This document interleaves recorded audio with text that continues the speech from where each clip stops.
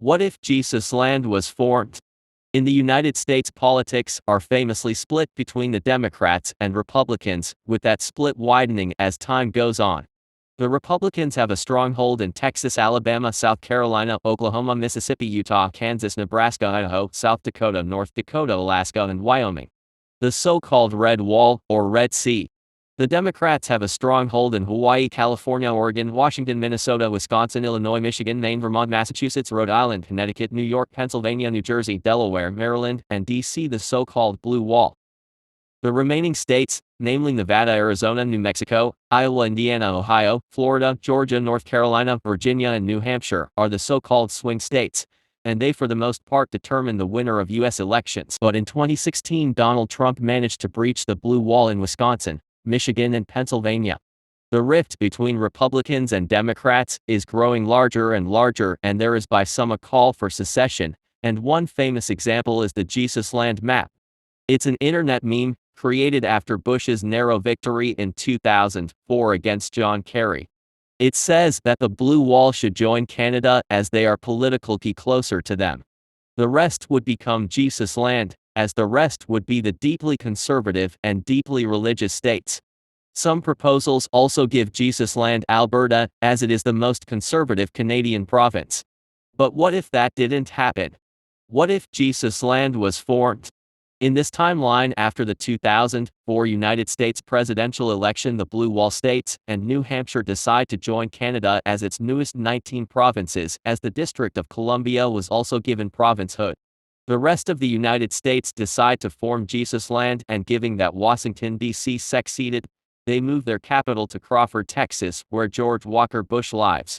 The Democratic Party in Jesusland would basically go out of fashion, and another party would rival the Republicans, namely the Christian Right Constitution Party. Given that the Republicans also lose popularity because of the huge loss of land, the Democrats decide to join with the Republican Party to stand up against the Constitution Party. In the 2008 presidential election, the Constitution Party still managed to defeat Republican John McCain, partly due to 2008 financial crisis, and Chuck Baldwin became president, with Darrell Castle being his vice president. In 2012, Mitt Romney and his running mate Paul Ryan defeated Chuck Baldwin and then went on to win again in 2016 against Virgil Grood. In 2020, Don Blankenship and his running mate William Moore defeated Republican Ted Cruz and his running mate Karen Handel. In Jesusland, Nevada, Arizona, New Mexico, Colorado, Florida, Georgia, North Carolina, and Virginia, so the previous swing states become the new Red Sea, whereas Utah, Idaho, Montana, Wyoming, North Carolina, South Carolina, Nebraska, Oklahoma, Missouri, Arkansas, Louisiana, Mississippi, Alabama, Tennessee, Kentucky, Indiana, and West Virginia are the so-called Purple Wall. Alaska, Texas, Nebraska, Iowa, Ohio, and South Carolina are swing states and usually determine the election. The current front-runner for the 2024 Republican presidential primary are Ron DeSantis and Nikki Haley. In Canada, the amount of provinces tripled from 10 to 30, as given that California had a population greater than that of Canada, it was split into California and Colorado. Those new states don't just make Canada a lot more populous, but also impact their politics greatly. The Conservatives would hardly win any seats in those new provinces, and obviously the Bloc Québécois doesn't win any seats there at all, but maybe they can expand their portfolio to French Americans in general in hopes of winning some votes in New England, which is 13% French. The Greens would manage to grow quite a bit, and could surpass the Bloc Québécois, making them the smallest party in the House of Commons. The big winners, however, are the Liberals and New Democrats, and it would be the NDP that would rival the Liberals, rather than the Conservatives. In the 2006 Canadian federal election, New Democrat Jack Layton won, largely due to support from the new provinces like Hawaii, Delaware, or Colorado. His party didn't win an outright majority, and thus he needed confidence and supply from the Greens. A gradual two-party system would emerge in Canada, as the NDP would gain support from the Greens and the Liberals from the Conservatives, and the Bloc Québécois would hardly be in the House of Commons, and would be ignored by both sides.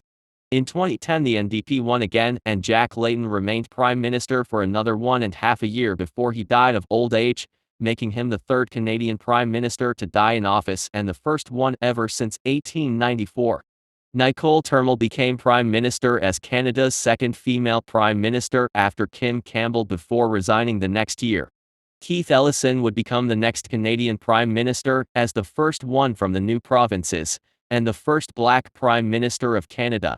The next elections are held in 2014 and Liberal Justin Trudeau won out, giving the Liberals their first victory ever since the expansion of Canada. He then went on to win in 2018 and 2021, but based on current polling data, it looks like the NDP is going to win the next Canadian federal election. In this timeline, Canadian elections would be on the left, while American ones are on the right. Who knows, maybe there might be proposals for the Red Sea to join Canada as well, turning politics in Jesusland even further to the right, which might go on and on until all that is left is Wyoming, the state that doesn't exist. Both of these nations would be great powers, but alone they are nothing compared to the might of the former United States, which might benefit Russia and China.